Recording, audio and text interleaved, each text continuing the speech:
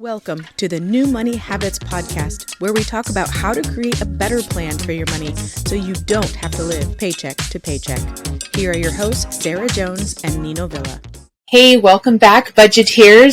Sarah Jones here today. I am flying solo, so no Nina with me today. But I think that you guys are really going to enjoy this episode, something that's kind of been weighing on my heart for a while. And I wanted to just come on and talk with you guys today about it. So first of all, I want to kind of carry on the tradition. Nino always asks me, where in the United States am I? And as of this recording, I am back in Colorado. We are visiting some friends and family and doing a little bit of maintenance and upgrades on our RV while we're here. So in Colorado, just kind of hanging out. And might be here for a little while, but I guess the beauty of being a full-time RVer is we can leave when we feel like we want to. So, not enjoying necessarily some of the colder temperatures.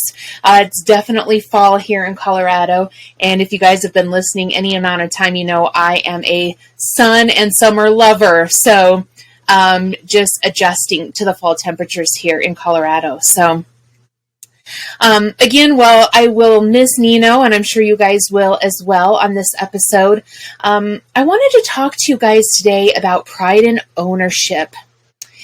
And this is, this is maybe a delicate subject for some people. My hope is that we can have a conversation here and maybe you will look at some things a little bit differently than you have before. Really this topic kind of came up several months ago when my husband and I were traveling, and we stopped at a very well-known, long-time tourist destination. And I'm not going to say what it is because really where it is isn't necessarily important for this topic, but I think you'll get the parts that I'm going to pull out of some of the things that I've learned and talk about today. I think you can apply to a lot of different areas. But, we were really excited to go to this destination. It's something that a lot of people have raved about and loved. And while this place is filled with very rich history and a very diverse culture, I found it very difficult to see, quite frankly, because it was filthy. It was run down. It was, nothing appeared to be taken care of. On top of just the dirt, the trash, really, I'll call it, kind of lack of pride. I felt like it didn't display what I thought it was going to display. And I didn't really want to stay there. And it brought up a lot of different emotions that I wasn't expecting. Namely sadness. I was terribly sad when I saw it because I thought, do people not care about this? That they're not willing to put time and effort and resources, financial resources into cleaning this up a little bit? I felt frustrated because I thought, well, heck, we just spent our time and our money to come down here, and see this place, and this is what we got. So there was a little bit of frustration that came up, confusion. I was really confused on why I had heard so many great things about this area, but what I had heard versus what I was actually experiencing, very, very different. I didn't feel the way I thought I was going to feel being there. And quite frankly, it was just very disheartening. And I thought, how could the residents, business owners, town governments, state governments, and tourists alike allow this to be? And this really started the conversation of pride and ownership. And while I was putting together kind of my thoughts and some notes to, quite frankly, put together something that felt maybe a little cohesive here on this podcast, I started kind of doing some research. And according to a publication called Downtown News. Pride of ownership is a phrase often used to describe the pride owners of single family homes have for their property and the attention put into that property to keep it in tip-top shape, in tip-top condition. And I thought, that's interesting. I have a little different outlook on the phrase. For me, pride and ownership is taking pride in who you are and what you have.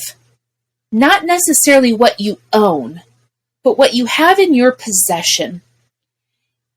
It's both the inward feeling and the outward display that you care for, appreciate, value, respect yourself, your time, your resources, your location, etc. Nothing within those statements mentions money or lack thereof. And what I found interesting is when I was talking to people specifically about this tourist location that we went to, again, I'm not going to name it here, but when I shared it with some of my friends and family, and, on some social media platforms, I got a lot of flack. And one of the biggest things that I heard was, it's a low income area. And I'm thinking, well, why the hell is that an excuse? Why are we using that as an excuse?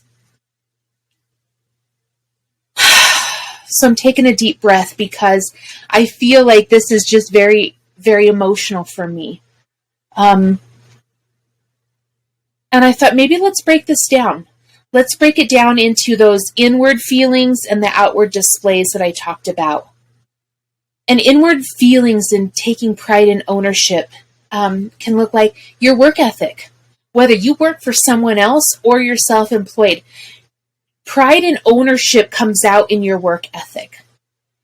I think pride and ownership comes in your physical health, right? So eating healthy, moving your body, getting proper sleep, none of that requires a lot of money. And I'll even use air quotes around a lot, right? Because that's a relative term. But having money or lack thereof isn't a reason to not eat healthy, to not move your body, to not get enough proper sleep. Mental health, your mental health, having clear boundaries that protect your mental health and your life visions, surrounding yourself with people that elevate you and inspire you. Financial health, building a budget that's in alignment with your values and investing in who you are becoming. I believe that those are some really great examples, very few, but some really great examples of inward feelings of pride of ownership, showing respect for yourself, for your time, your values, etc. Showing pride's a mindset. And I want to say that again. Showing pride is a mindset. When I started to look at kind of the outward displays, how do people outwardly show pride and ownership? And I think that this is going to vary and everybody will have their own opinions, but I personally think that we as a culture and a society have lost pride and ownership since we've become largely a throwaway society. It's easy to replace anything and everything, so why do we need to take care of things? I hear these, a couple of phrases a lot, like, hey, my neighbors don't take care of their yard, why should I? It costs too much for X, Y, and Z, or to do X, Y, and Z. I'm renting, so why should I take care of something that doesn't belong to me? Why would I put money into something or time into something just to benefit somebody else that doesn't benefit me?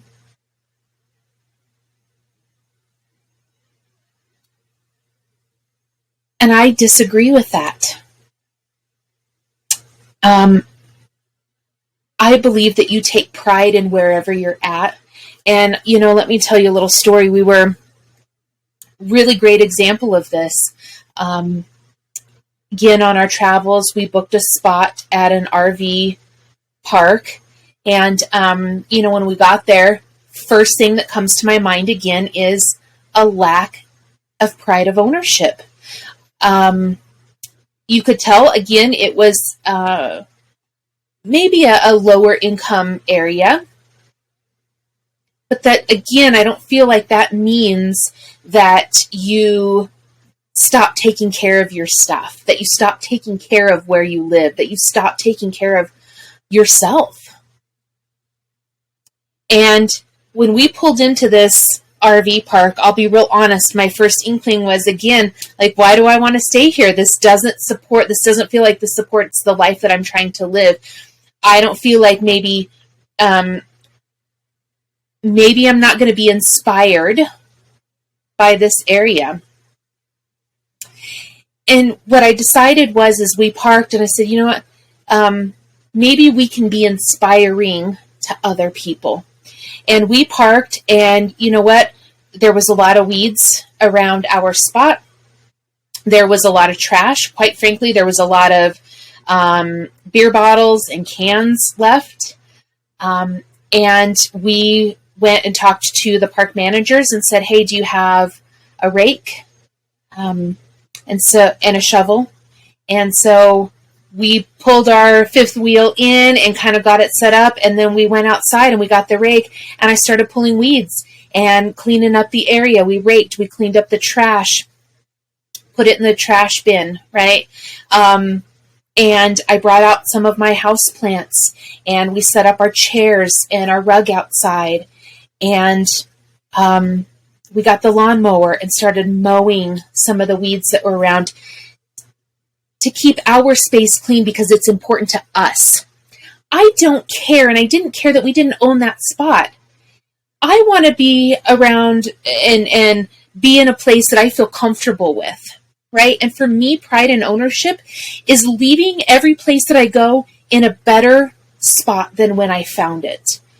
And what we recognized while we were there is that, guys, a lot of this is not only inspiring, I'll use the word addictive, right?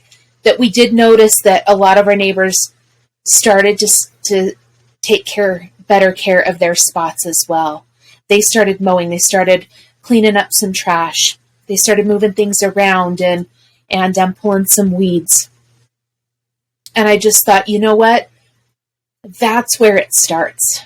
It starts with you showing your pride and ownership, showing that you're willing to get out, even if something doesn't belong to you, that if you're willing to pick up a piece of trash and throw it away, other people see that, and it becomes very inspiring, and people start to do it as well, right? They start to follow in your footsteps. And I keep asking myself, what can pride and ownership look like? I think it looks like a lot of different things, but just keeping your space tidy, your yard clean and neat, trash picked up, weeds pulled. Those don't require a lot of money. They require resources. Money is a resource. Time is a resource. Physical ability is a resource. But oftentimes we have at least one or two of those, if not all three, right? And I want to really hit home the fact that it doesn't require a lot of money. You don't have to break your budget and go over budget tidying up your space. Keeping your car clean and maintained. Maybe you don't go to the car wash and spend $10 at the car wash, but maybe you fill a bucket out of your hose and you wash your car at home, which could be as little as a couple of bucks, if that, right? Picking up trash and putting it in a trash bin, it doesn't require any money, guys, right? That really is pride and respect. Maintaining your car, yes, that definitely requires money, right? It requires some money in your budget to help with that. But I guess I want to say too that being proud of what you have, regardless of how much it costs, that to me is really kind of pride and ownership. Being proud of what you have, no matter what it costs, and what's in your possession right now. Doesn't mean that you own it. It means that you're using it right now. It means that this is a piece of who you are. This is in your life. Just being proud and respecting that goes a long ways. And I'm going to say, this might be pretty bold, but I'm going to say, the amount of income you make has nothing to do with the pride you take in your possessions. You might allow it to, but it doesn't have to. The amount of money you make has nothing to do with the pride you take in your possessions. It doesn't matter if you own your home or you rent an apartment. It doesn't matter if you paid cash for your vehicle, you have a lease on it, a car loan, or you're borrowing it. It doesn't matter if you receive assistance from some government agencies or you're a multimillionaire. Showing pride is a mindset. And I'll say that again. Showing pride is a mindset. I put together, just kind of a little list, a few ideas here of, maybe asking for help when you feel like your financial resources are very small and very limited. What can you do, right? You want to show more pride and ownership, but how can you do it when maybe some of your financial resources are limited? Well, I would say look at all the things that you can do that don't require a financial impact, right? That's not going to impact you financially. There are a lot of things that you can do. I've talked about some of those here. Some other things that you can do in asking for help is, if you don't have money in your budget, for example, to maintain your vehicle or to purchase a lawnmower, barter services with your neighbor. Ask around. Maybe you have qualities and abilities and skills that could be beneficial to somebody else, and maybe you barter those services. Contact your local high schools or community colleges even, right? See if there are clubs that are doing community service projects. Talk to your local chamber or town council members. See if there are programs available that they offer. Kind of picking up a side gig, right? I say recycle aluminum cans, right? And save that money for upkeep on things. There are a lot of ways that you can change your financial situation that can help impact your pride and ownership. But I would say the pride and ownership really is a mindset, and that's where it starts. When you own things, when you have things in your possession, leaving them, taking care of them in a way that you're leaving them or you're returning them to somebody else in a better condition than when you found it. When you're walking along and you see some trash and you pick it up and you throw it away. When you get to a new RV spot and it's maybe not as clean as you would like, asking for a rake and cleaning it up, showing that you care about your environment, you care about where you're at, you care about and have respect for and appreciate not only this earth, but your other resources. I think pride and ownership goes far beyond the things that we own. And it really incorporates both the inward and the outward.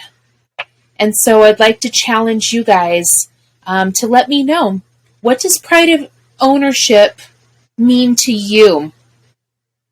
Has this podcast sparked something different for you? Are you looking at things differently? Do you not agree with me?